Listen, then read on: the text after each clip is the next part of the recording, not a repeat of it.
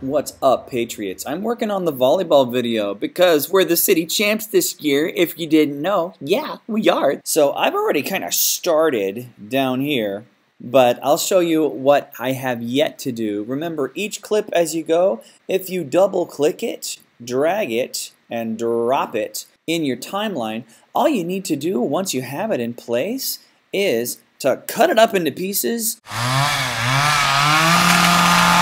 and make it look really sharp. See how it's like one big blob? 4.2 minutes in this little thing that's like an inch long on my screen. Click it.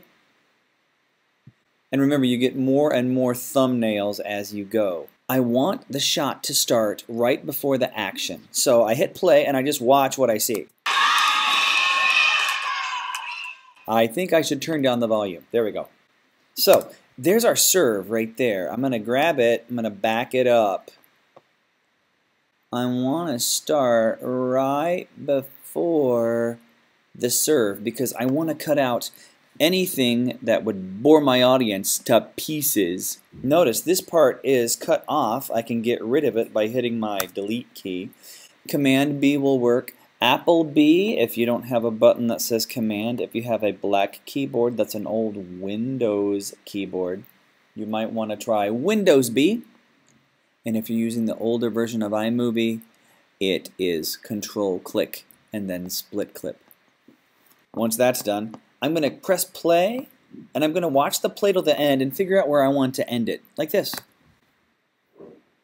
Hit, goes across, volley back and forth, then it falls out of bounds. As soon as the ball stops, I want to split it again, Command B, and then I watch for the beginning of the next point. Oh, it's Jefferson. That's always cool. Notice I'm getting rid of all the stomp, stomp, stomp, bang, bang, bang, bouncy, bouncy, bouncy stuff, and I want to start right before she serves. Awesome action pose. So let's go back just a little bit, just cause. Let's start when she tosses it up in the air to serve. Split clip, however works for you. So I ended this shot as soon as the ball went out of bounds.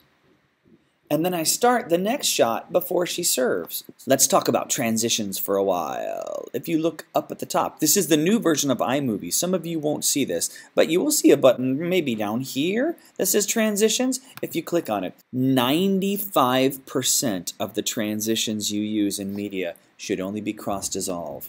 All of these funky, weird ones down here, they're what people use when they want to show off. But think about it. When you go to a movie, you don't see the picture change like this, or like this, or like this. It's usually just a straight cross dissolve. I'm going to click my transition.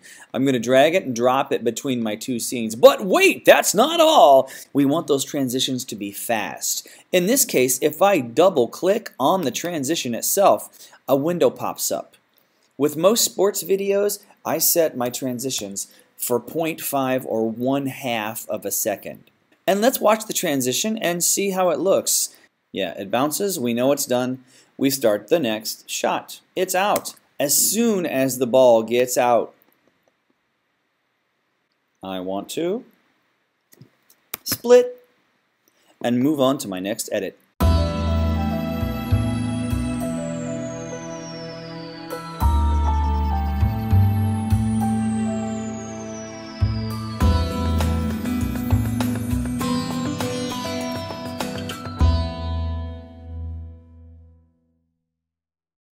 So what else can we think of as we finish up the sports project?